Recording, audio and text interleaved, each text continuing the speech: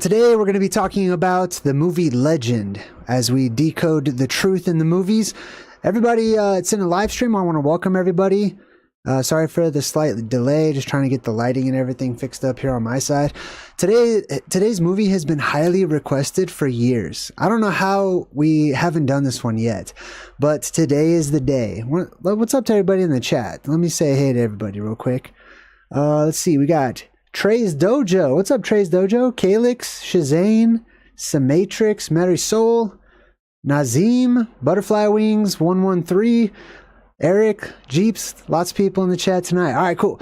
What's up to everybody else who's showing up right now? We're going to jump directly into decoding this movie Legend. Now, the movie is right up my alley because I love the myths and the legends, because for me, it's all what I call ancient oblivion. It's all forgotten history, fact that has just been told again and again through the telephone game of time, so that eventually it becomes cartoonified, and eventually all those little pieces become broken up and they become our pieces to come together and put that bigger picture back together. So that's one of the reasons why we do this truth in movies. Now check this out, brought to you by Mount Maru, as always. The movie Legend starts off with this universal logo. This is not the movie itself. This is just like the production company. And in this movie, you've probably seen it. They show the earth and all these rays of light coming up, and you think at first that maybe like the sun is behind it or something, but then no, light shoots up from various places around the world. Beams of light, pillars of light. Now, this is an indicator of what the movie is going to be about. If you watch my channel, you know that we live in the age of darkness right now, that we live in an enclosed system. There's a covering above our world, and that the light is being pulled in towards the core of the earth. The energy is being charged by the heart of the earth, and that all the light has been retracted.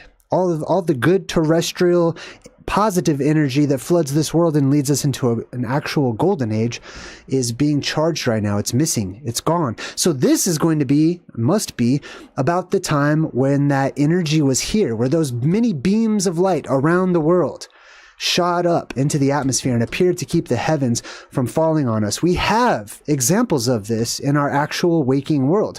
These are sky pillars, and these are just small examples of things that you can see today. Under the right atmospheric conditions, you can see light pillars reaching up high into the heavens of all sorts of different colors. Now imagine this. This is a small scale of what we experience today, right? The large scale is the world to come, whenever all of that ionized gas in various forms and therefore various colors erupts out of various cavernous systems and shoots high up into the sky, or shoots up out of, plasma volcanoes and whatnot. And once again, it looks like this. These are all your various little dragon lines where they come together. These are all of what I call places of power around the earth.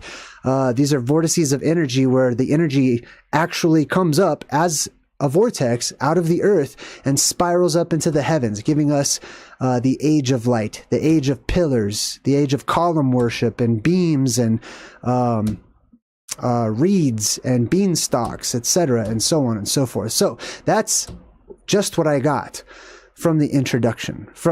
Before we even get to the title screen, this is the world during the age of light, during the time of magic, during a time of high radioactive energy that's present in different places in our world, that has an impact on life as we know it. And this is during a time when life as we know it was once different. This is once upon a time.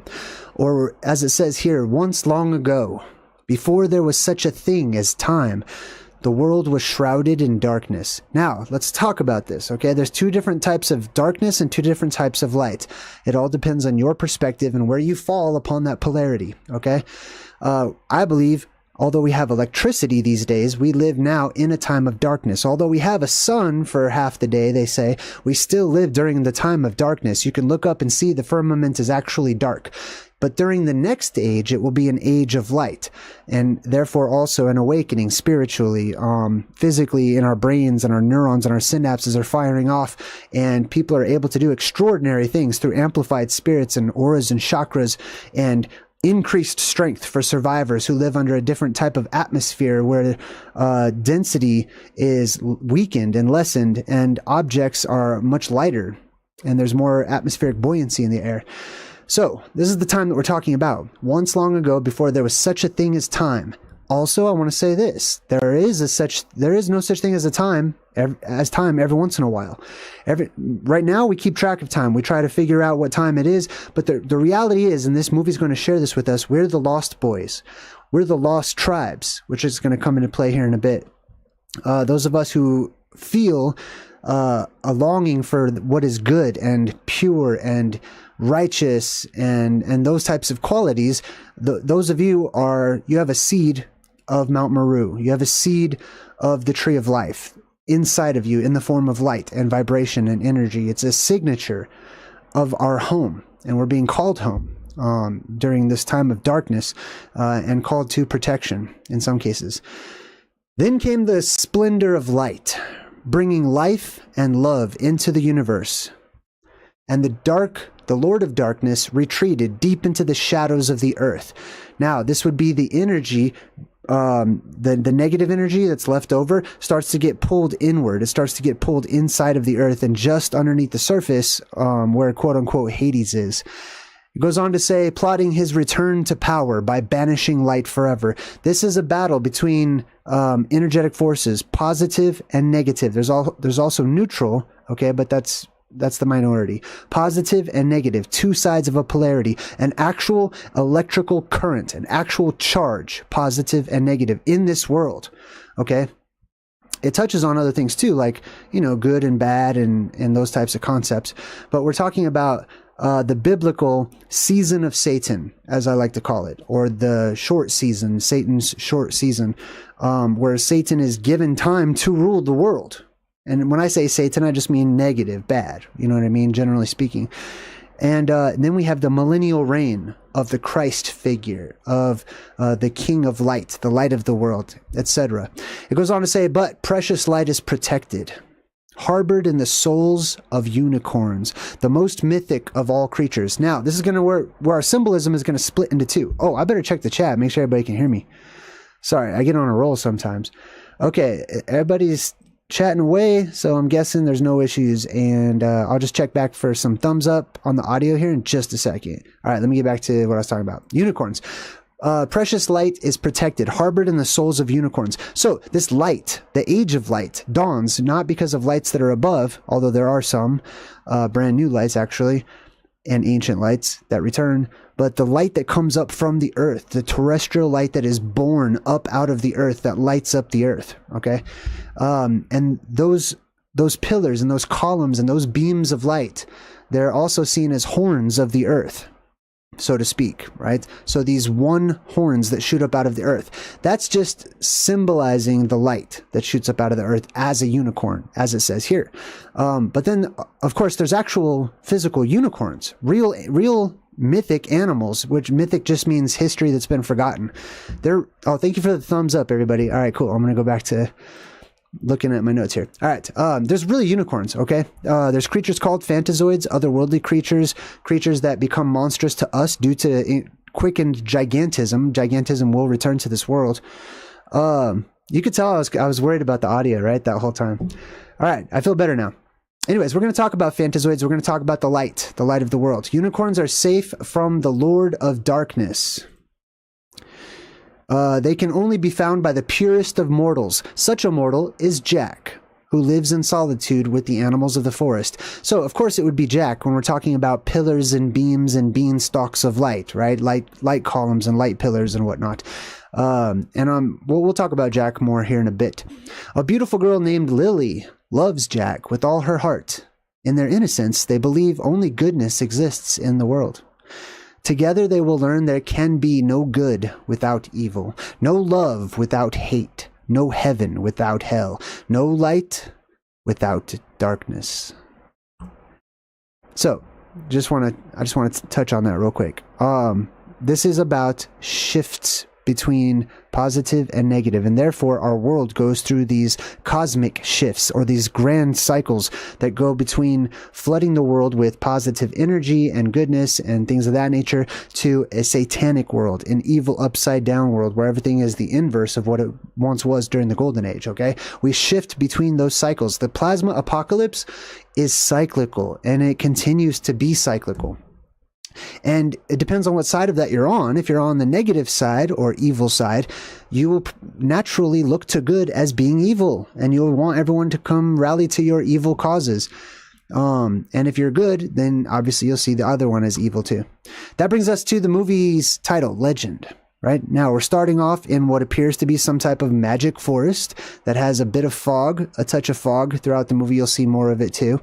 Gigantic overgrowth and whatnot. If you've been watching my channel for a while, you probably know the location just by those clues of where we actually are in the world. Because let's just suppose, let's just play with it. Let's pretend that this movie is actually showing us a physical location on Earth of actual events or close to actual events that happened, even if they be cartoonified, okay?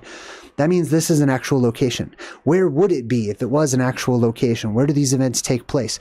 There's usually one place where they take place.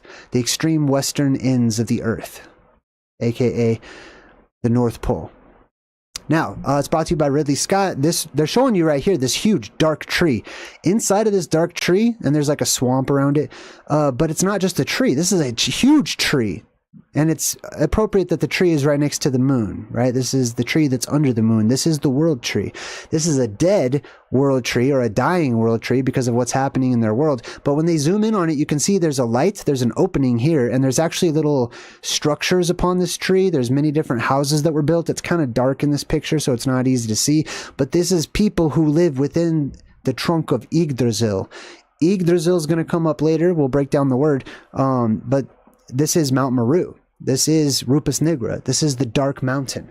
And every other cycle, a different energy will inhabit that mountain or rule over it or control the frequency, because this mountain is an antenna to the rest of our world. This mountain affects the frequencies and the vibrations throughout all of the rest of this enclosed system because it's the power supply. Welcome to my channel. Good to see you. Thanks for subscribing. All right, so this is Mount Maru. Let's continue on. Now, the devil lives currently sitting on his throne, which is Mount Maru. Mount Maru is also the throne. He says, I feel a presence in the forest. And his eyes are all lit up green. So anyways, hold on. I don't want to get lost in the movie. This is a great movie. The devil lives here in Mount Maru. So that's the frequency that's there now, basically, right? I feel a force. So he's feeling a presence, okay? He feels a presence in the forest. A force I had mercifully almost forgotten. He said one could rule the universe with it. And then he's got his little minion goblin right there. Reaching like an antenna straight to heaven. Now, what is he describing? If we're looking at it through the lens of the plasma apocalypse, we know he's describing the axis mundi, the world tree, right? The tree of life, the beanstalk, all these things. He's describing this rod of light that shoots up, piercing the heavens, or appearing to hold up the heaven like an antenna. And an antenna is appropriate because that puts out a signal. That vibration, that frequency resonates throughout all of the atmosphere and changes the Schumann resonance of our entire world. And he says, I get the point, Lord. Now, that's a play on words, but it's also a play on the concept, which is the point. To get the point. The point is truth. The point is a straight and narrow path, or a straight arrow. It shoots to the heart. It's a double-edged sword. It's a straight object is the truth. So when you get the point, that means you have received the truth, essentially, just, symbolically speaking. That's why I put exclamation points at the end of things. It's a straight line. If you put a curved line, that means that there's something wrong or there's a perceived issue or problem. And that goes to, the curved lines, squiggly lines, angles, things like that. So he says, bring the horns to me. So he realizes that they're still unicorns and they're very powerful, and he wants their horns, basically. He wants to control the horns. This devil wants to control these horns. The horns, not just of the unicorn, like in the story. I know it's easy to get lost in like the fantasy of it. But if we're talking about these things correlate to real places and events in history and therefore prophecy in our world, right? So I'm seeing like the physical truth behind it. And the horns oftentimes represent mountains. Okay. If you read the book of Revelation, it talks about this beast that rises up out of the sea. And it talks about having these different number of horns on its head. And because it sounds so figurative and so metaphoric or metaphorical, the Bible comes right out and says the horns are mountains. There's 7 mountains, actually. So he wants the horns. These horns are powerful. Now we skip back to the magical forest, and there's this girl that we're going to meet, a princess, basically. And she's going to go out into the forest, and her aunt says, "You look out for Spriggan and Banshee, my girl. Look out for Spriggan and Banshee." So a Spriggan and a Banshee are both this, basically. Okay, they're plasma. There's different types of plasma. There's little balls. There's orbs of plasma. There's self-contained toroidal fields. They're more like, this is actually more like a little Cheerio, but it's so bright in the middle that you can't tell. It looks just kind of like a ball. It kind of tricks your mind into thinking that. But this is really like a donut that's floating there in the air. But it's also twisting around in different ways as wheels within wheels, or toroidal fields within toroidal fields. These are Spriggans. They're just forest sprites. And that's what the word Spriggan originally meant or implied, was sprite or spirit, which is the same exact word. Sprite and spirit are the same things. This is also a Banshee, especially whenever it's following an electrical current. It screams. It makes electrical cackling noises like witches and stuff. And it can be, it can sound, depending on, how large it is and how low the sound is, it can sound like a human voice. It can sound like singing or crying, right? This is where the sirens and whatnot come from as well. So this boy Jack is in love with this princess chick. He's sort of a commoner. She's sort of nobility and royalty. We see this theme happening time and time again, where the princess to be, or the one that is about to rule, or, soon to rule, falls in love with some commoner, or she leaves her noble ground and, she wants to follow some common kid that she falls in love with. This is our story. This princess always represents the Gnostic Sophia. That's always what she's going to represent. And she's always going to be dragged underground, taken away from her love, a part of an ill-fated marriage. She's always going to be locked into a tower or put into a castle or kept inside of a mountain, because she is the blue beam of energy, of earth energy, that's being charged right now inside the heart of the earth. And therefore, the devil is keeping her at bay, keeping Sophia, keeping our golden age away from us. At least that's how we interpret it and we tell the story. Jack represents us. He's also sort of a Peter Pan-like, lost boy. That he represents humans. Okay, so she represents a couple different things. One, he represents humans. She, as nobility, represents the Anunnaki, otherworldly beings that float down into our world that are pretty much gigantic humanoids. Okay, they're fractalverse travelers. They're basically space travelers from other Earths that come here, and oftentimes they become nobility, all right, because they bring technology after an apocalyptic cycle, and they're thrust into positions of power. So she represents the mixing of these two, just like the Nephilim and the the women in the Bible or whatever in Genesis chapter 6, same thing. But she also represents a spiritual energy, which is the blue beam and the Sophia, goodness or whatever, knowledge. All right, so now we've got Jack and Lilith. This is basically Jack and Jill, okay? This is the exact story of Jack and Jill. This is also Adam and Eve. This is also Leaf and Leiftrasir, right? Or Life and Life's Heart. I think that's loosely what that translates into. So they're basically running around in Hyperborea, or the Garden of Eden. And she says, "Jack, tell me our future." And at this point in the movie, I'm watching it and I'm like, you don't want to know the future. Like it's a horror movie. I'm in the future and I'm looking back, pretending into the past, talking to this beautiful princess that lives in a fantasy world full of magic and monsters and crazy, reasons to actually live life. And I'm just like, man, you don't want to know the future. Like, you're fine. And then Jack says the same thing, actually. He says, no, not right now.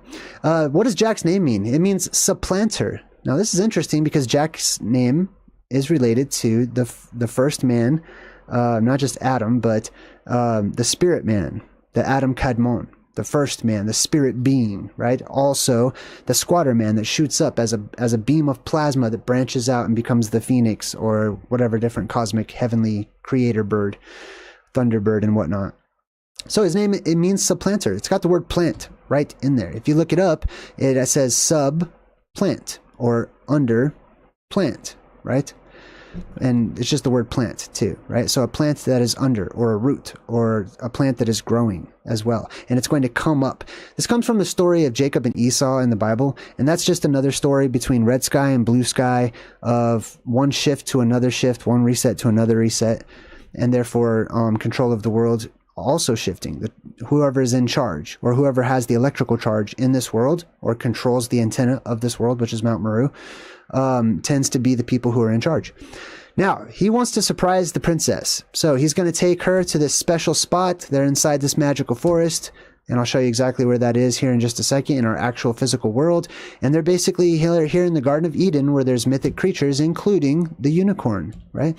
So the unicorns come up. The unicorns are being drawn to this innocence of these two teenagers, okay? I don't know if it's Jax per se. I don't know if it's the princess per se, but this is what the legends indicate. The real history indicates that these types of what I call phantazoids, otherworldly creatures, these creatures would come up from inside of the earth, from the hollow earth, or sometimes, according to some legends, they would float down from the heavens, from the sky, or from the worlds above us. But in every case, they seem to be highly tuned, electromagnetically speaking. They seem to have very energized and strong spirits, so strong that they can read the spirits of other creatures, and therefore humans. This is why those people that are in charge now are getting ready to leave this world. They don't want to be around when people have telepathy again and they can no longer hide or deceive people or lie, because it's very obvious to everyone, because we can hear your thoughts. We can sense it. Well, these animals that once existed in our world, the legends indicate that they could also sense positive and negative frequencies or vibrations or electromagnetics. Basically, if you're a good or a bad soul. So they're being attracted in this direction, and he says, as long as they roam the earth, evil can never harm the pure of heart. Well, they don't any longer, to the best of my knowledge, roam this earth. There's always exceptions, okay? But in general, we don't see unicorns at the zoo or walking around anywhere, right? And that's not to say rhinoceroses and goats and other animals that, some people think are also probably, seen as unicorns. I don't personally believe that. I believe that there's actual unicorns, but I don't think they were horses. But I don't want to get too off course. He says, as long as these things roam the earth will be peaceful. Well, they're gone, so the earth is not peaceful. People went around that I call phantazoid hunters. Okay, these were monster hunters. After each cycle, there's monster hunters that rise up and they start killing off all the monsters, and therefore they put them into extinction. And this includes unicorns. So the princess is sort of sent out. Now, this is all a setup by the goblins, too. The goblins want to capture these unicorns, right? The goblins, we'll talk about them in a minute. So, the pure of heart princess walks out to the freaking phantazoid, and she reaches out and wants to pet the phantazoid, okay? I have a rule on my channel. it's more of a guideline. But it's something I always say. Don't pet the phantazoids. Bad things always happen, okay? This is some otherworldly alien animal, okay? It could have alien diseases, bacterias. You don't know if it's good or bad. You don't know what's going to creepy crawly might crawl out of this deal. You need to examine them and create a bestiary. This is what the ancients did. This is what they did in the medieval times when monsters did roam about. They wrote down pros and cons. They didn't just walk up to them. I mean, I'm sure some people probably walked up to them and pet them, but they probably were eaten or, stung, and little parasite maggots were laid in their chest. Who knows? I don't know. I'm not saying all phantazoids are evil. I'm just saying be careful, okay? But these people always want to pet the phantazoids, because they're so pretty. I would take your time, okay? This is not a good idea. Anyway, so it's drawn to her purity, right? And this is not the first time in reality, in our very own actual history, in our world, that this has happened, where the evil bad guy set a trap by using a young virgin out in the middle of nowhere to sort of draw in these otherworldly animals that can sense her vibration, and they want to make a friend, so they come up to her. So the goblin here says, "This shall be as sweet as pie," and he's getting ready to kill the unicorn. Here is living proof that this has happened before. Phew, I got dizzy there. Here's living proof that this has happened before. This is from a bestiary. and you've got this princess chick over here, the unicorn lying on her lap, and the knight. This is a Phantazoid hunter, okay? They don't wear all this chainmail and armor and stuff like that to just simply fight other humans, okay? This was used and worn to ward off electricity and to handle monsters and stuff like that. So, also these weird asparagus trees. Those seemed to be prevalent at the time. Also, a golden sky. If you look behind them, right? This is during one version of a golden age. Here's another example. And there's not just a couple. There are many different examples throughout antiquity, going back in time, that show and catalog this as a historic event. That this was a known method to catching unicorns. That they would send out the pure of heart out into a forest or a field somewhere, and that these creatures, poor creatures, would be attracted to them. And they would come up to them and they would use a spear to spear the unicorn from behind while it was with this princess. Now this one's really interesting, actually. Check this one out. It looks like a dog. Doesn't this one kind of look more like a dog than a unicorn? I think so. Anyways, as you can see, this happened many different times. This was documented time and time again in so many various books. Look at this one. I like this one too, because this one looks less like your typical horse unicorn, and this looks more like a hellhound. Right? And in ancient, it's either China or Japan, they had, you ever see those animals that they look like little dragon dogs or something? Sometimes they're like half pig and they guard a lot of like Eastern structures, and they usually have like a ball in their paw or something like that. Those creatures could sense people's auras, and they would be placed in front of royalty or people who are going to come into power to determine if they were good or bad people, because if they were bad, they would attack them, basically. But yeah, this happened all over the place. They had the girl go out, the maiden in waiting, and this little devil dog unicorn deal would come out, and then they would capture it. They would spike it, spear it, they would throw it into a fire, cook it. There was actually recipes on how to cook unicorn. I'm dead serious. And these are all authentic images from medieval times of them killing unicorns and murdering them. These are the Phantazoid hunters, okay? And this monster hunting extended far beyond just unicorns, okay? That's just one of the legends. There's many different forms of quote-unquote monsters or mythic creatures that these special elite forces that served, directly to the nobles. Basically, the nobles went out and hired their own monster hunters, and then they just gave them a really sweet deal and let them, inherit a portion of their nobility, inherit a portion of their land, and gave them very special treatment because they were clearing out the land of all of these monsters and creatures and stuff so that they could spread their land and therefore their influence and power. Now, the second that the unicorn is in danger of being killed, the clouds form. And I just realized this cloud right in the middle looks like a unicorn, actually. It's got a little horn and everything. So the clouds form and they start rushing. You see this a lot in movies too. It's not like for artistic purposes when they show you the time-lapse photography of like the clouds rushing by. We know they're using time-lapse, but in reality, this is an apocalyptic event that's about to kick off. When those horns are cut off, the horns of the earth, the columns and pillars of the earth, when they're cut off, the apocalypse is nigh. It's right around the corner. It's going to happen at any second. And when it happens, the atmosphere depressurizes because the dome opens up. And when that happens, clouds form. Moisture forms very quickly and rapidly. There's fog and mist all over the place, but clouds, initially. And those clouds will start rushing by because all of the wind is getting picked up, and there's a rumbling, and this is your world storm symbolism, right? And she says, "I will marry whoever finds this ring." And she's tempting Jack. But this is really Sophia calling out to us, the lost tribe. And Sophia being that good, pure earth energy and all of the benefits that come from it and all of the wisdom and all of the health and longer life and, everything, we will inherit that. Those who live in Hyperborea, those who live in and return to Eden and go back to the center place and the place of origin in the middle of the world in the Axis Mundi, we go back to that holy mountain. And that is the ring that we're all looking for, I believe. There's also a copy of this up in the heavens because the heavens, as the firmament, as a reflective surface, reflect this up there in the heavens. So people can actually look up to get a bearing as well. during every other age. Not now, okay, because it's too dark. We live during the dark times. But whenever that sky is lit up by all those beams of Earth lights shooting up at it, you'll see a lot more.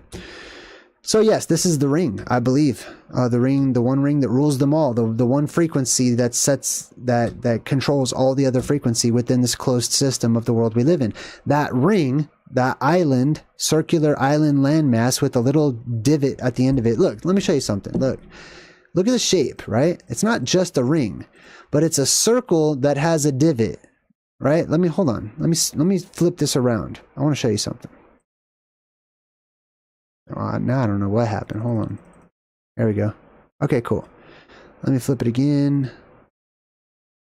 Boom, right there. All right, so this shape of the ring, it doesn't really matter, but I just wanted to have it have this shape, okay? Now, it's a circle with little divot at the end of it. That's the jewel on the ring. Same exact thing with the island at the middle of the world.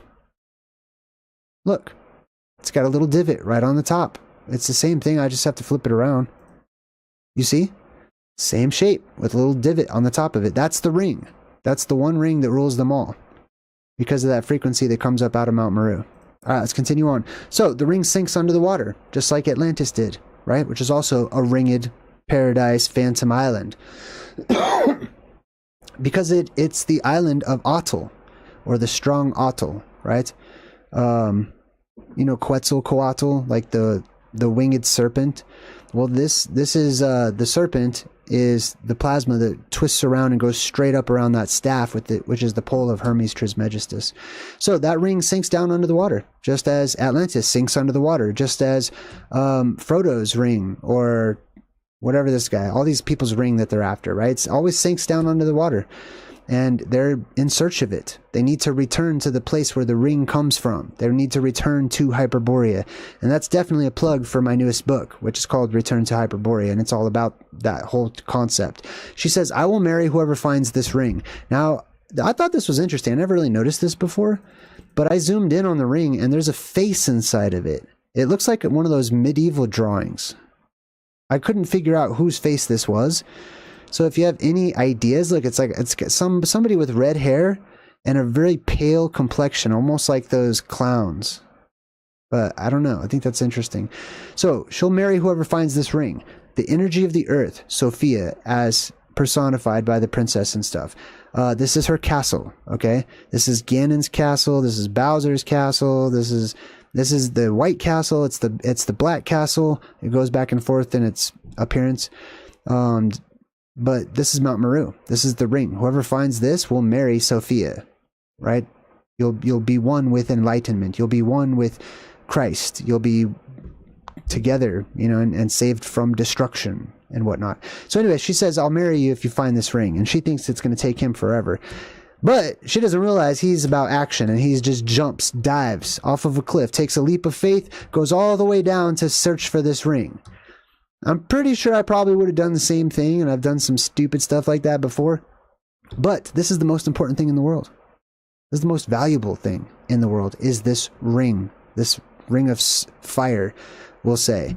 And it is a ring of fire because there's actually a plasma dome every other cycle that encapsulates the Garden of Eden. Okay, and it's just plasma. It's an electrical current. It flows around that whole island like a big wall, like a big, colorful, beautiful wall. And that's the Ouroboros. It's the serpent eating its own tail and whatnot. Anyways, he goes down to find Atlantis. He's searching for it. He's looking down underneath the water, and then he tries to get back up. However, he has found that the waters above have frozen very quickly.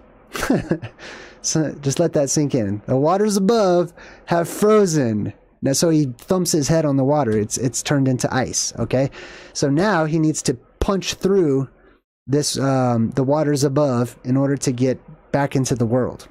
Right? I'm sure some of you guys can see the symbolism here, especially if I turn this picture upside down. Oftentimes they'll play with perspective. Right? Sometimes if you turn an image upside down, it makes more sense sometimes. Okay, so this is him. All right, I don't want to mess with it too much. Some of you guys understand, some... That was my bad. All right. Anyway, so here's the unicorn. And here's the goblins. They're setting up for the shot. He's got this crazy blow dart with poison on it. I'm going to talk about his little piggy friend here in a minute. But this goblin goes to break off the horn, right? Because he already shot it with that blowgun. Breaks off the horn. There's a huge explosion because it's an electromagnetic thing. And then he holds it up triumphantly. He's got the horn of power. This is also the sword, like He-Man's sword. It's the same type of concept. And you can see that all of a sudden it's freezing. All of a sudden there's snow everywhere. Jack busts up through this thick sheet of ice. This is basically in now the Arctic, right? Our Arctic isn't always frozen over and a frozen tundra the way that it's portrayed. The Arctic used to get a lot warmer once you get past the Arctic Circle because you get closer to Hyperborea, and there's a zephyr or a hot wind that blows up out of various volcanic openings or cave systems, and of course Mount Maru up there too. So this is the transition. Now the apocalypse hasn't actually happened quite yet in the movie. Okay, they're showing different elements of it, but this also represents Fimblevetr, or the Great Winter, Fimblevetr, in Norse mythology. This is the world freezing over before the Red Skies apocalypse. So the world of magic, it freezes over before they have their eventual deluge. Okay, the world of magic doesn't have a big ocean like we have today. Their ocean is just desert. They live on Arrakis, all right? They live on the deserts of Saturn and Betelgeuse, and there's gigantism, and the worms are gigantic, and all of that, okay? And there's a high electrical charge. Before they go through their apocalyptic cycle, they go through Fimblevetr, which means their sun gets gigantic and it turns orange, and the light is more diffuse, and so it gets colder and colder and colder for about 7 years. About 7 years. And they go through extreme freezing cold before their world becomes flooded during the water reset. We're looking at the fire reset. We already have the water. It's here all over the place. Now they're showing us Fimblevetr, or the Great Winter, and they're showing us the insides of people's houses frozen over. This clock is frozen. That's also for the freezing of time. Okay, people have no idea what time it is, how much time has passed. Time is changing right now. That's one of the omens of the apocalypse that we should be keeping an eye on, is how quickly time is moving or appears to be moving, right? Especially if it feels like it's speeding up. Now, the princess walks into this house to get warm, and she sees these people she once knew. I think this is her old house, actually. And these people, she calls out to them, but they don't move. They're all frozen. They're just instantly frozen. Now, this can happen, you know, people get cold and eventually die from the cold. They get frostbite and stuff like that. But there is actual instant freezing that can happen in this world, and does happen once in a blue moon, all right? We have instant freezing. That happens whenever the hole blows open in the firmament and the atmosphere starts to depressurize, and it creates a wind tunnel that sucks things upwards, just like a gigantic hurricane. And outside of that suction zone, there is a downdraft where super cold air, just like in the movie The Day After Tomorrow, they got that part exactly right. Super cold air gets pulled straight down in these icy blasts from the upper atmosphere, and it instantly freezes animals and people and everything, and creates a permafrost, a ring of dead organic matter around the Arctic North. Because you have to remember, the winds are also pulling everything towards the center too. So there's going to be way more organic matter that dies and is collected and frozen in that big permafrost circle. All right, so this is, pay attention to this dot. So now we're going to follow a little sprite, a little pixie. And she's just moving on through, buzzing around like a little bee. And I use that word purposefully. She goes up to Jack to sort of try to wake him up. He's just sleeping in the snow for some reason. This thing, this little point of light right there, this is called a wisp. There are many names for this, but this is a wisp. A wisp is not a fleshly, tiny, flying humanoid with insect wings that glows. That's not a wisp. That's a cartoonification of a form of plasma, which is basically a small version of a little ball of light, a little ball of plasma, or a little toroidal field. We talked about this a few different times, but it also goes by ignis fatuus, which means, I think it means funny light or something like that, or the will of the wisp. Right? Sometimes this was seen as someone in the distance that must be walking with a lantern, or the Jack with the lantern, the Jack in the lantern. But this is what it is. Okay, this is what people saw back then. They just didn't know exactly what this plasma was, but it's not just plasma. This is spirit. Okay, this is soul and spirit and life force. This is chi, prana. This is why, you know, in the cartoons when they shoot fireballs and stuff, this is what they're shooting. They're shooting their life's energy that they can rebuild very quickly. All right, so there's this little wisp, and it's messing with him while he's trying to talk to somebody, and it keeps buzzing around, and it keeps touching him. And the reason he's like, stop it, go away. And the reason that he's bothered so much is not because it's a light that's distracting him, it's because it's electricity that is zapping him. He's being zapped by electricity. These, in the ancient times, were known, one of their epithets was sacred bees, okay? People went on missions to find the honey that was left behind by these sacred bees, that honey being a viscous charged material left over by the plasma interacting with the atmosphere. When people caught these bees, you could catch it in a jar, and it would be catching lightning in a jar, or plasma basically.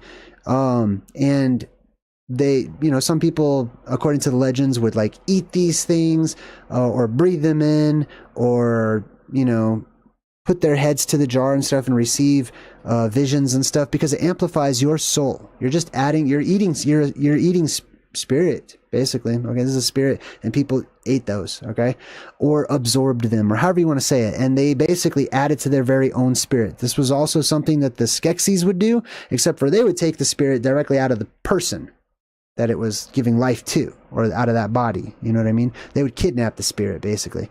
But yeah, they give people visions, they give people dreams. And people set up actual dream catchers, little devices, little circuit boards, right? To trap these electrical signals so they would get stuck in that circuit and not hurt, you know, newborns and babies and stuff. Now, he meets the Gump, and the Gump is this elf. Now, elves are basically humanoids or humans that live for a very long time. Okay, this kid looks like he's, I don't know, 12 years old or something. But as an elf, he's probably 120 years old. Okay, whenever you live to be much longer during the time of magic, whenever the atmosphere is way more charged electromagnetically speaking, and therefore it regenerates your collagen and your elastin and your skin, and has many health benefits and stuff. It's the fountain of youth growing all over the world. Okay, it's the tree of life reaching its roots throughout every place of power on earth. Anyways, these are the elven race. Their ears grow out to be very long. So would yours. If you continue to grow past 100 years old, you see pictures of older people, they have big noses, they have big old huge ears, and that's people at 100.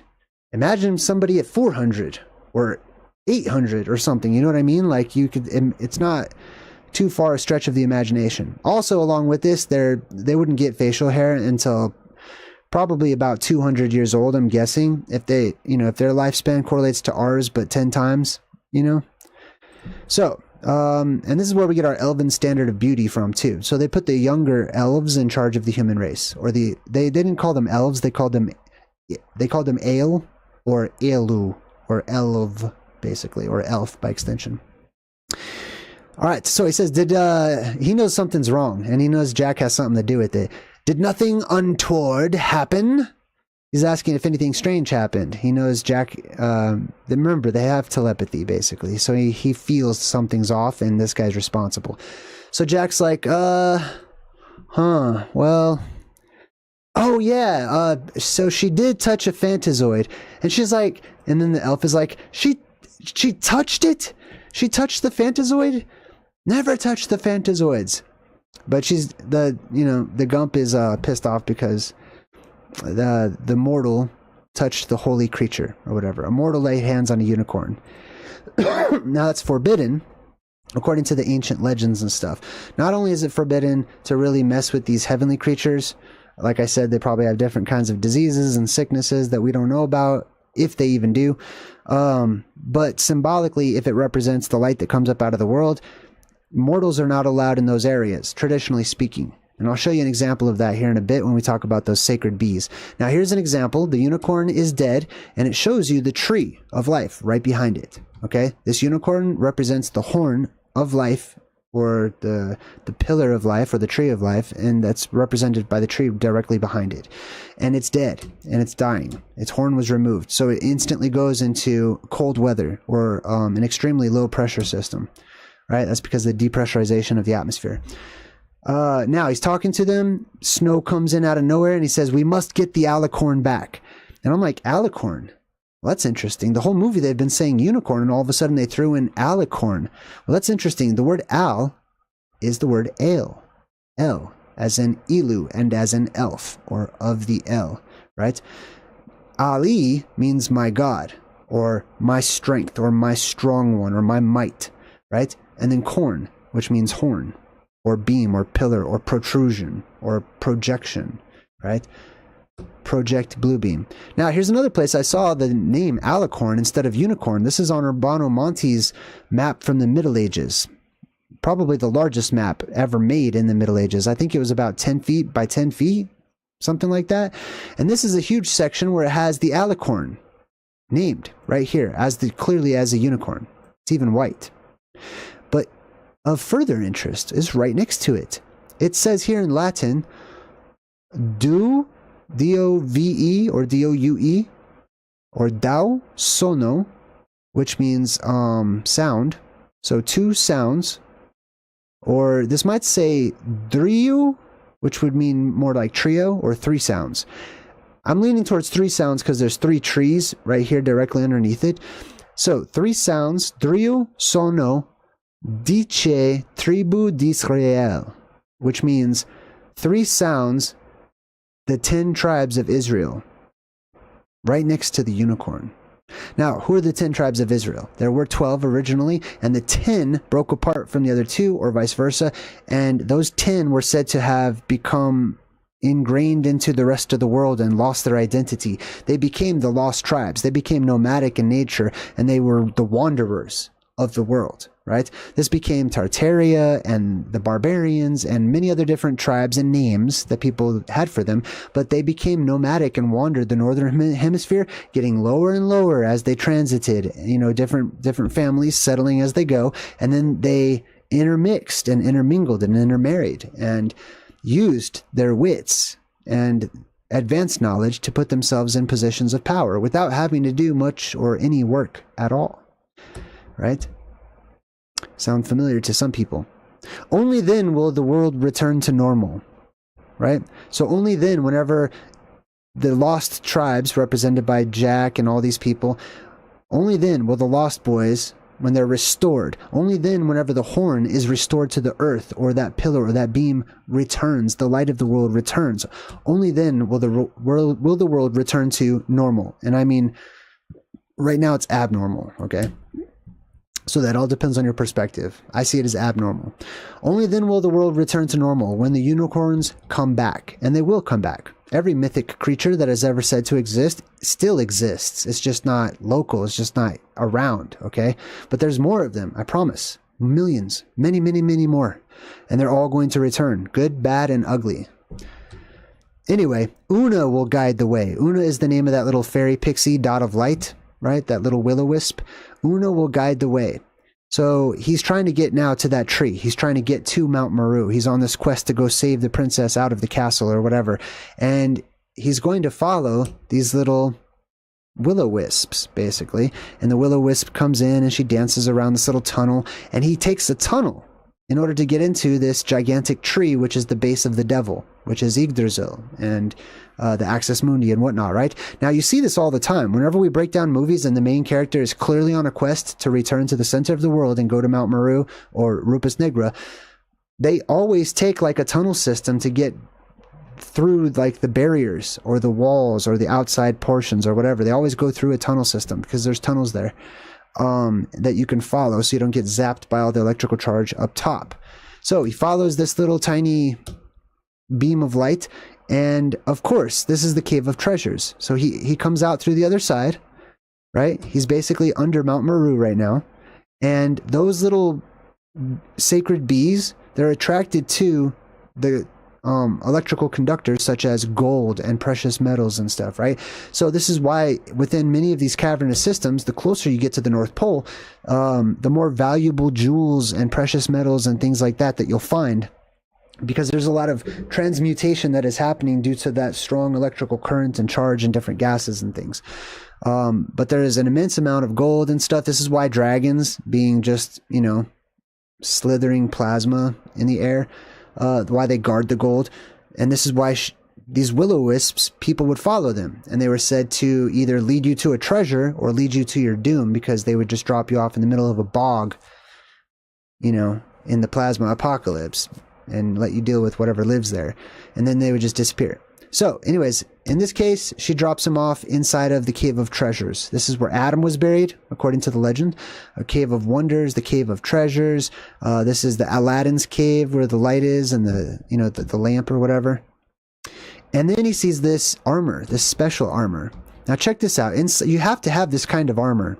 So this sort of chainmail and metallic armor and stuff, earlier I had mentioned that that's not for fighting humans. That was for adventurers. That was for an elite specialized group of explorers. And they weren't meant to just go out and fight humans or anything.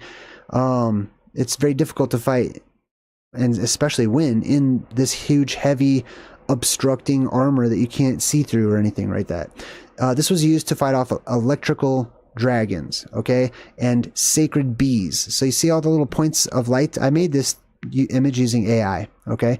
This is an actual story of these knights, humans, mortals, that were commissioned by nobility to go into Zeus's cave. It was called Cycro's cave, and their whole task was to collect this sacred ooze, this honey, from these sacred bees that lived down within Zeus's cave, right? Now Zeus sees them trying to, you know, steal his honey. He realizes that they're wearing all of this metal. They actually put on all of their armor, like this bronze armor, right before they go into the cave. And they specifically say they put it on to ward off, to keep themselves protected from the sacred bees. Real bees could get all up in that armor. Okay, it's not for insects. This was for sacred bees or holy bees, which were these little pixies and will-o-wisps and plasmoids, little tiny balls that flicker and flutter about just as electricity does. Now they leave behind a viscous, charged, ooey goose that's basically mana in its pure form before it dries. And they were sent to go find this stuff because it, you know, energizes the body. It acts as like a drug that stimulates. It's just the most natural drug that there is on Earth, and it stimulates your whole entire body, and, you know, allows your synapses to run through. Anyway, Zeus sees these people. You can't die in this cave. No mortals can be in this cave. And it's not like mortals keep out. It's more like, hey, mortals, if you come in here, you will now be immortal, right? So Zeus throws his thunderbolt, but it doesn't kill them. It mutates them. They change into animals. So they went there to try to collect this sacred honey, which is basically this charged ooze and whatnot. And they got hit by Zeus's thunderbolts and turned into animals. But this is the reason why they were wearing this type of armor, okay? This was not to fight other humans. I'm sure it could be used like that eventually over time when people forgot about its original use. But originally, those were specifically for Phantazoid hunters. Now, we've got Blix, which is this goblin over here with the unicorn horn, celebrating by the fire, cooking up some animals, and he says, "Now all creatures will love the night and worship goblins as divine." So now that the horns are gone, right? Those beams of light have retracted. All creatures will love the night. We now enter into the age of night, or the time of night, which is where we are now, where those horns are gone. And I'm not talking about actual physical unicorns being gone, but that's a part of it, okay? The actual horns of the earth, or the pillars and columns of light pillars that shoot up and hold up the heavens, they're gone. And that begins the time of night, the age of dark, the age of darkness. And this time is ruled over by a lack of energy, okay, which would be seen as satanic or evil. It's death, basically, as everything is degrading rather quickly through exponentially increasing entropy. And then everyone will worship goblins. Goblins. What does goblin mean? Well, it comes from the word gob. You know, like everlasting gob stopper? Gob means mouth, right? So a gobble means an eater or to eat, and then on at the end just meant of the. So those of the eaters were the goblins, specifically the eaters of flesh. That's specifically what that's referring to, because everybody's an eater of something. These were the eaters of flesh. The flesh eaters were the goblins, but they were the flesh eaters of the elven race. That's why they look like elves. It comes from gobet. If you look at the bottom, you can see it says down here, gob meant mouth, and in Gaelic it meant beak. So it can also has the beak implication, right? But this right here is a goblin. This is also an elf. This is also an orc, or uruk, as they're called in the Lord of the Rings. They're all the exact same creatures, okay? These are you when you live to be 1,000 years old and your nose grows out to be super long and your ears grow out super long, and other things, other conditions here in this world can affect what you look like. And especially if those conditions persist throughout multiple generations, what your whole race or tribe or family is going to end up looking like through adaptation over time, right? So that's the goblins. Now, sometimes goblins are also portrayed as pig people. And this guy says, why not turn everything into garbage? I just want to eat garbage and live in the garbage. This is a reference to the junkyard world, right? I said everything gets sucked up into the atmosphere whenever the sky depressurizes. Well, much of that won't get sucked out. It'll just float around up there. And so all this junk and debris and trash and leftovers from our world will pile up in huge piles across the world. People will go through those and stuff. Much of that will actually sink into the mud and into the swampy areas because of the worldwide earthquakes that create liquefaction. So all that heavy trash starts sinking down into the mud, and therefore all those relics from a time long forgotten also sink down into the mud. But people will go through them and they'll repurpose what they can, and they'll try to reverse engineer what they can. And people like this will also go through them. Pig people. Now, I've talked about the dog men, and I'm going to make a relation from dog person to pig person here, okay? But as you can see, this dude's very hairy all over. He just has a pig face. The orcs also have been depicted as pig people. There has been a famous instance of a pig-headed woman. And I believe this came from ancient France, I want to say. But yeah, she had many different suitors. She was of noble stock, they say. She just had the head of what looked like a pig. She had a great body and everything. It says here, the pig-faced lady of Manchester Square. Maybe it was London. This extraordinary female is about 18 years of age, a high rank and great fortune.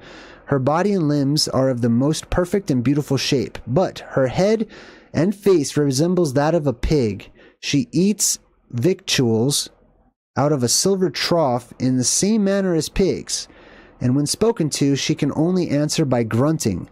Her chief amusement is the piano, on which she plays most delightfully, and this was known as the pig-faced lady. And apparently there was many people that wanted to, use her as a sugar mama. I don't know. But there's also many other references to people turning into pigs, or the spirits of people being cast into pigs, like in the story of Jesus casting out the demons into pigs. This is a scene from Willow whenever Mad Mardigan, is that what his name? Mad Mardigan? He turns into a pig. Okay, the humans turning into pigs. I don't believe in evolution the way it's taught.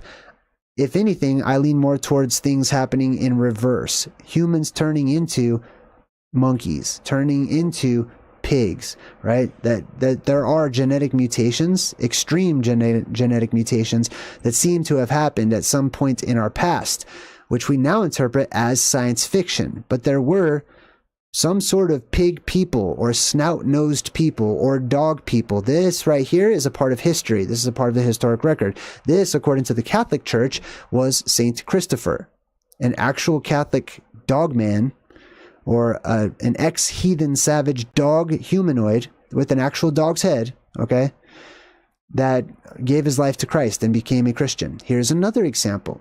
Now, some people see a dog head when they look at Saint Christopher. And of course, it depends on how he's portrayed. Sometimes it's more purposefully looking like a dog, but other times, I don't know. Sometimes I'm actually seeing a pig in the head there. Pig-headed people, right? I think people can turn back into pigs, and I'd be very careful about your DNA, And at least once the apocalypse hits, I'm definitely being a vegetarian immediately. I don't know about before that. I know it's probably a better way to eat. But after the apocalypse, I'm watching out with my DNA.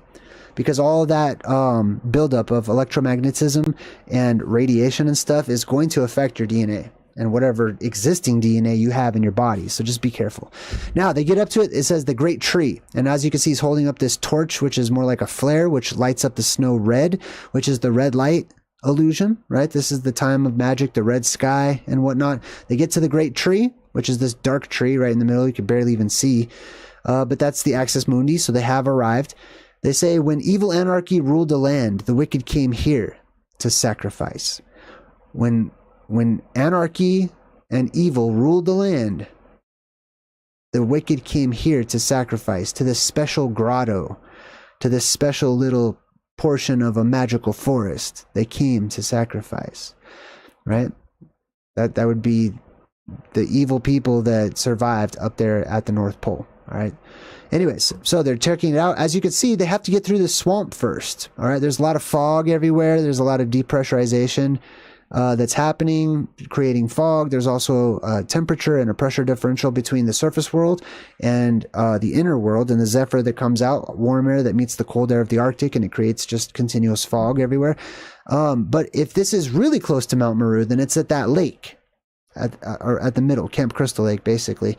But that water, whenever the air depressurizes, it takes all the water with it. So it leaves a swamp, basically. It leaves an electrical, magical swamp full of otherworldly creatures in its wake. All right. So you have to always go through a swamp on this journey to get to Mount Maru, to Paradise, to the Ivory Tower, to the tower at the middle, the Dark Tower, however you want to see it. You always have to go through a swamp. Sometimes that swamp smells like sulfur, right? Matter of fact, I'm thinking of a Shrek scene I probably should have included right now too.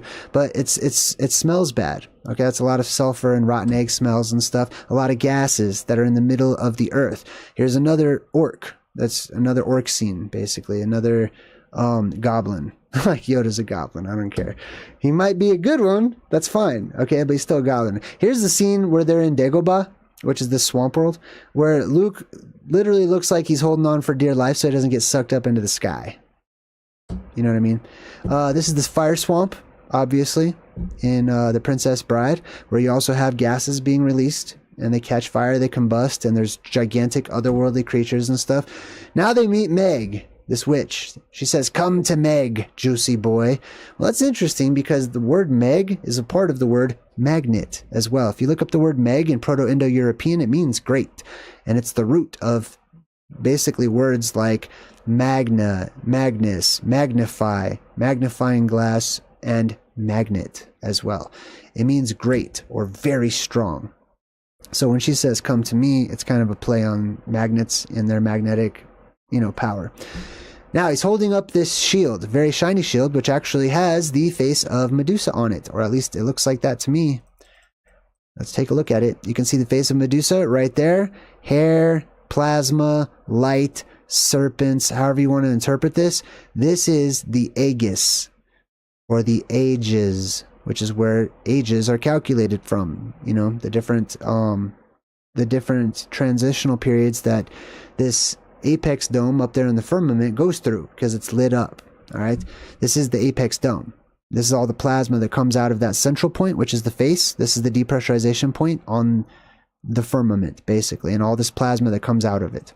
It's the shield of Zeus as well. Now, just like Prometheus, he cuts off Medusa's head. It's not Medusa, but it might as well be Medusa, okay?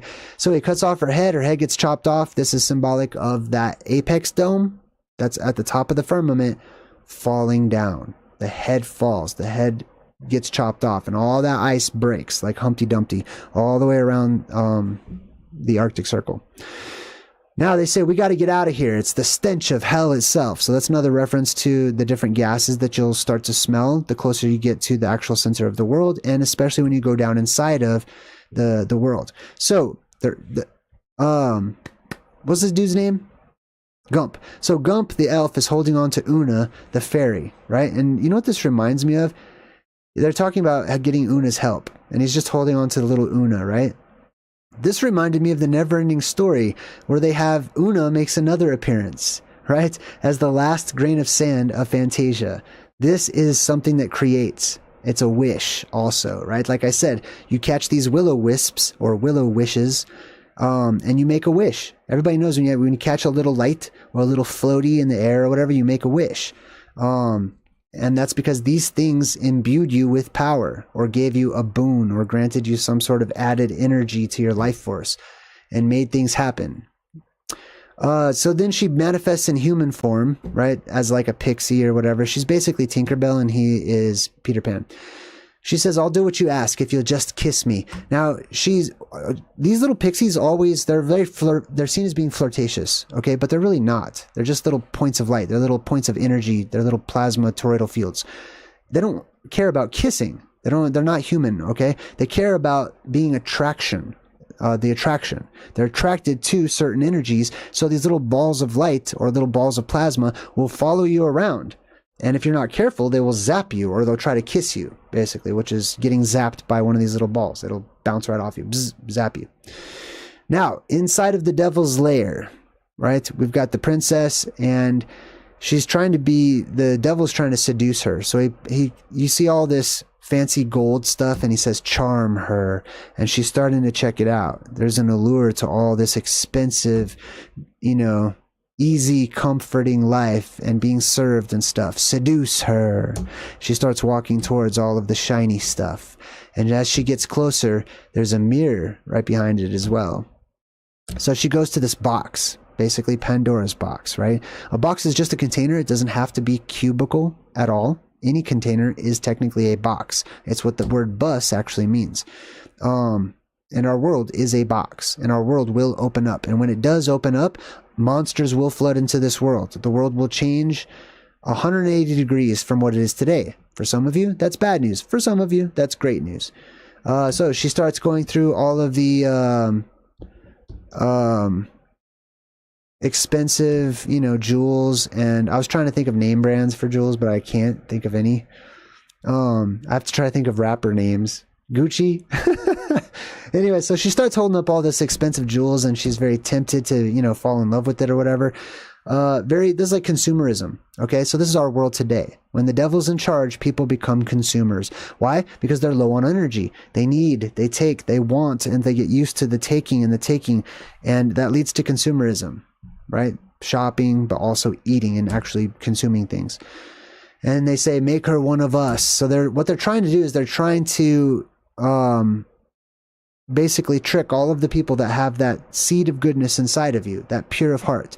And they're trying to shape us by temptation and through influence and change us to be just as selfish and just as despicable and dirty and evil as the rest of the world seems to be. So she changes her appearance. She's wearing this little dress deal right here. She looks in the mirror across from her, and out of the mirror, she's looking at her reflection right now.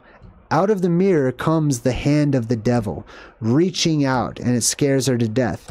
This hand of the devil is just plasma that is branching out as it enters down into our world. Okay, that's Satan, Santa Claus. It's negatively charged energy. It is ionized hydrogen probably, so it's probably red. And that red hand reaches down and it spreads out. And it seeks to ground itself. And it passes through the mirror, which is the firmament, okay? The firmament is always the mirror. So the devil steps out, huge horn, goat feet and stuff like that. Fingers reach through the mirror, passing into our world. So he's starting to come into a world. And he says, how do you like my gifts? Now that is profound. Think about it. How do you like Satan's gifts? How do you like them? That's an honest question. Because the movie's not talking to her, it's talking to us. The devil is actually asking you through this movie, how do you like the devil's gifts? What are the devil's gifts? It's the gifts of the modern world that we live in. It's the things that have been given to us to take away our very power, to enslave us. These gifts, in my opinion, enslave humanity. They distract us. They pull us away from our true self, our true purpose, and take away our identity instead of adding to it. How do you like the devil's gifts? The devil's trying to get you to be one of us or one of them or whatever. Was it not your sin that trapped the unicorn? Now, this is the spirit of the accuser, which is also the devil. The devil's very negative, right? The devil basks within death and decay and toxicity and poison and, you know, things falling apart and rotting and stuff, right? So it also likes us to feel bad, okay? Because that's the degradation of our energy, our very own energy. Even now, the evil seed of what you have done germinates within you. So this is just the accuser. This is the devil looking right at you, into your soul, and saying you should feel bad about your past. That you should feel bad about all the things that you have done, because they have put this whole world in a state of decay and death and whatnot. And it's humanity. Humanity has done this. In reality, humanity has got nothing to do with it. This is the earth. The earth goes through cycles. We're affected by those cycles. We're affected by the earth. The earth is influencing us. Be the devil energy or the Christ energy. Both of them are within the earth, okay? And they affect us. Or they influence us, I should say, right? Some of us have a strong will or willpower, and we can make our own decisions. But others are basically just robots that just bounce off walls and wait for programming. They can't wait. But this thing's trying to get you to feel bad, to accept blame for what's happening, for the decay and the grossness, and it wants you to be depressed, and it wants you to be full of anxiety. But this is not the truth. The truth is that this is a natural progression. It's a natural part of a cycle, and that means that there's good news. And the good news is it's almost all over with. It's almost all done. That light will return. The golden age will return to this world, and the devil will be conquered. And it will be the millennial reign once again. She says, you disgust me, right? And that's pretty much my answer too. I think all of us look like this from time to time, with all the makeup and all the beautification and our trinkets and the, you know, the things that we engage in or idolize or wear or whatever it may be. But deep inside, those of us who have fallen for that on any level, it's gross. It really is gross, you know. We're just going through the motions right now because this is just an evil world we live in. And, you know, we would love to live in the jungle free, you know, just living off of the land out somewhere in the earth, unbothered by society or civilization or whatever. So deep inside, we're still that free spirit. So we know these things, consumerism and stuff, just disgust us. And we know that these are lies. Some people don't know this, though. Some people allow this little inner frequency that rules the air around the world that we live in right now. They allow it to get to them. They allow themselves. It's a spirit of fear. Fear is just you creating stuff in your mind. That's exactly what fear is, okay? I wouldn't say fear doesn't exist. I would just say fear is the opposite of, you know, recreation or fun creating or fun play. It's just imagination to an extreme at the other end of things. It's your fear is just making up a world that doesn't exist, that doesn't really benefit you. That's fear. You know what I mean? All right, I got off on a tangent about that, but I feel like that's really important, at least the spiritual aspect, okay? The last unicorn dies tonight. So the last unicorn is that last big beam of light on Earth. There will be many, many beams of light in different places of power. Different degrees, different brightnesses, and different lengths that they reach up into the heavens. But the brightest one, and the biggest one, and the most powerful of all of them comes out of Mount Maru, right? Hold on, let me just check the chat. I just want to make sure everything's good. Sometimes I worry. I'm like, oh my God, it probably stopped live streaming. Sorry. All right, let's get back to it. It looks like everything's fine. The last unicorn, that's Mount Maru. Why is it the last one? Because if the biggest cavernous opening is going to be the last one to show up, because it's a fluid filling it up. All right. So all the little cavernous openings, they're going to fill up first because there's less space or less volume for the fluid to fill up. So all those little cave systems, all their little lights shine out first. Okay.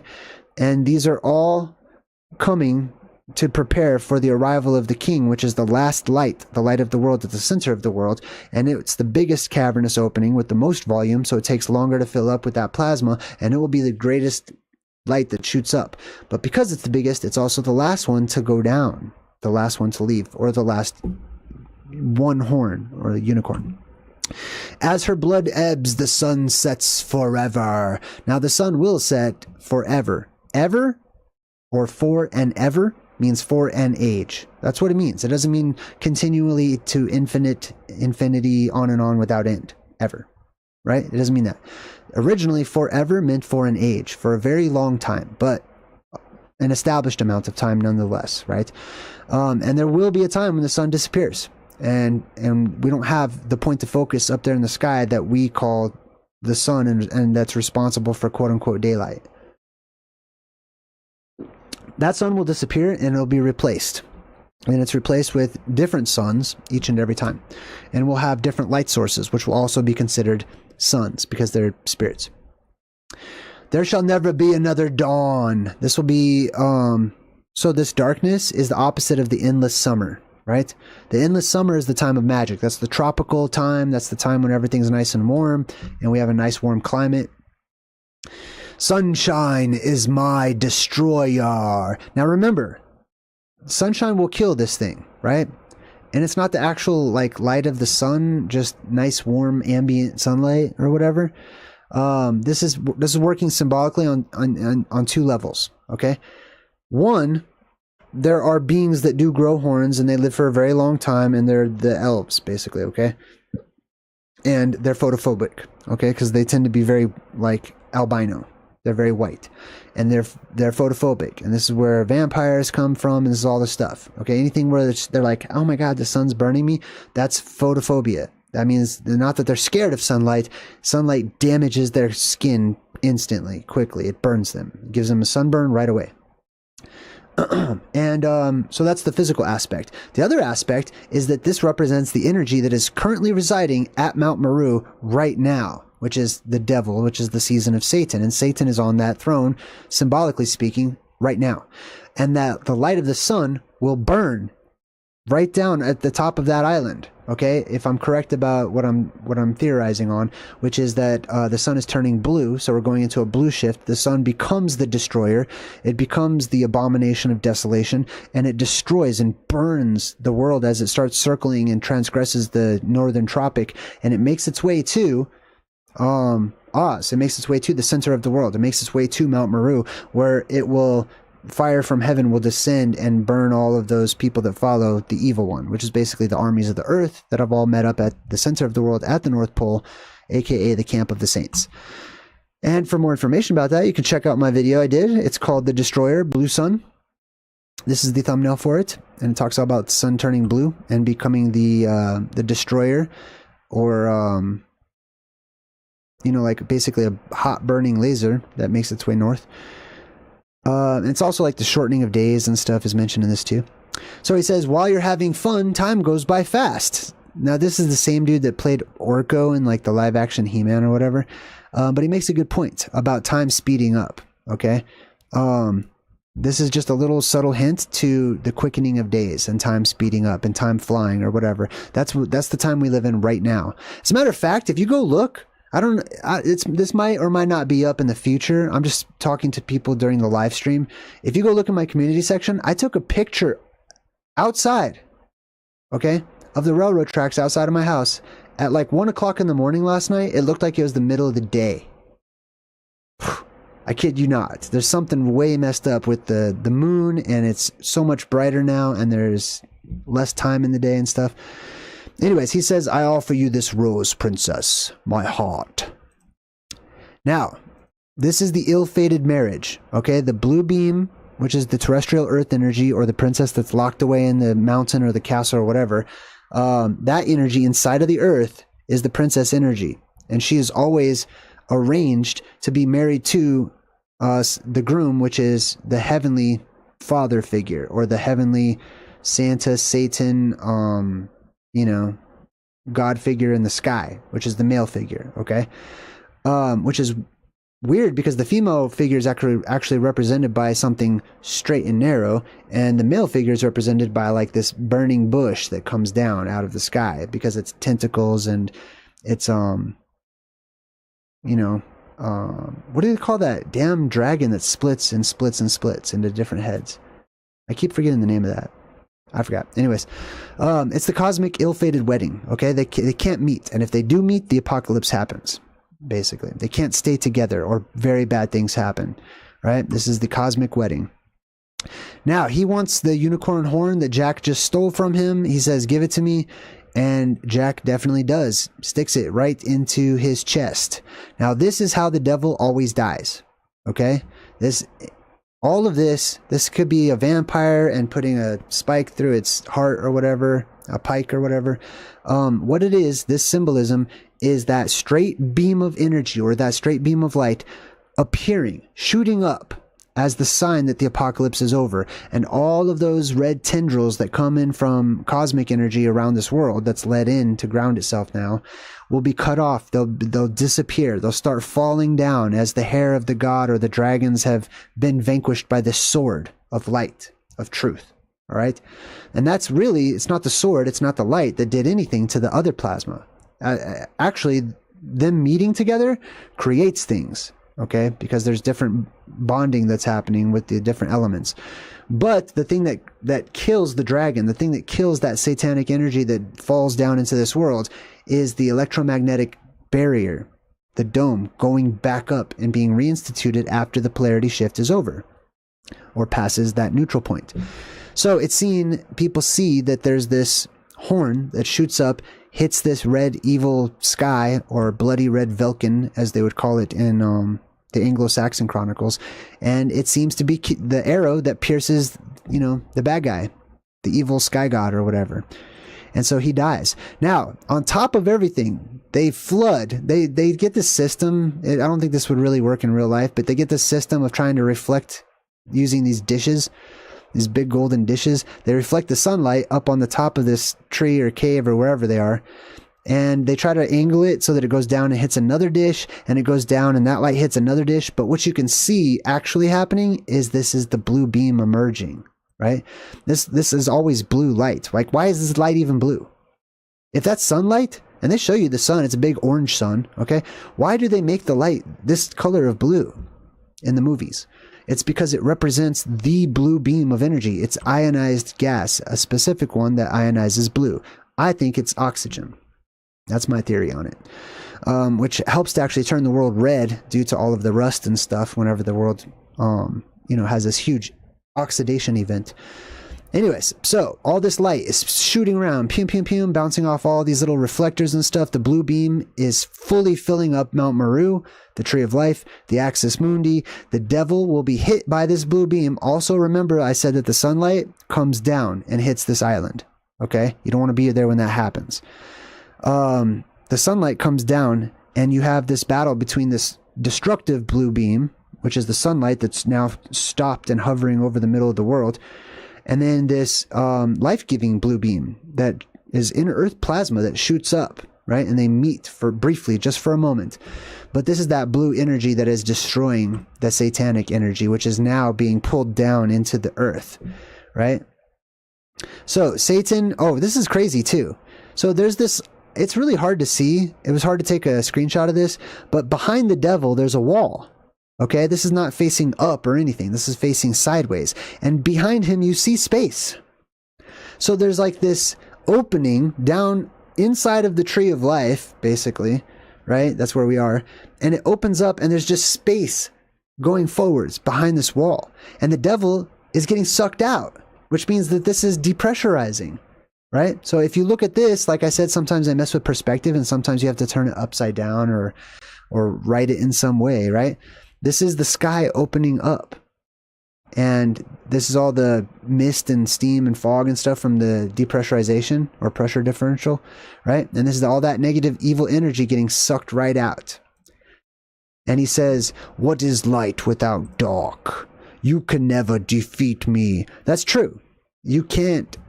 In the movie, we'll say, okay, the good guy will never defeat the devil. The good guy will never defeat his antithesis or his opposite, or the evil one in charge. And the good guy and the devil will never beat the good guy, because it's cyclical. This is all representing an age-old story that transitions back and forth. It's always to be continued. And it's always one followed by the other. All right, they take turns. The devil and Jesus and, other tropes and stereotypes like that.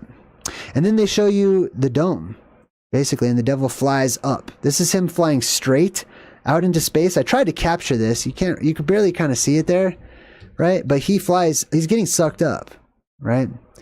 And then they show you the unicorn horn. He picks it up and he goes back to try to find the ring again, which means returning to Hyperborea, right? They were initially kicked out of Hyperborea if they represent Adam and Eve. But they return to paradise. They return to the garden. He does his little Atlas pose and he dives back into the water to look for the one ring that would rule them all. And he finds it. And then they share a kiss. This part reminded me of a verse in the Bible that I like. It says, an honest answer is like a kiss on the lips. And I equate these truth in movies to being honest answers, at least the best ones that I could give to all of this mystery and intrigue and clear, obvious secrets that are being shared with us through this medium. So the horn is restored. Okay, the lights of the world, the horns of the world are restored. They come back. We enter back into an age of light where mythical animals roam about. Magic exists in all of its various wonderful forms. And we live in a fantasy world once more. This world becomes story form. This world becomes the stuff of myths and legends, and people will find it difficult to even describe the world that we currently live in when you return to Hyperborea and the Garden of Eden. So they run off into the sunset and turn around to wave goodbye to everybody. And their friends all wave goodbye. Goodbye, past. We'll see you soon, as the past will return. And that is our presentation for today. I hope that you enjoyed it. If the subject matter intrigues you and you want to know more, check out my books at JayDreamerZ.com. You can get some merch or my books or whatever you like. And you can also get some sweet information there too. All right, until next time, I'm JayDreamer saying good vibes and goodbye.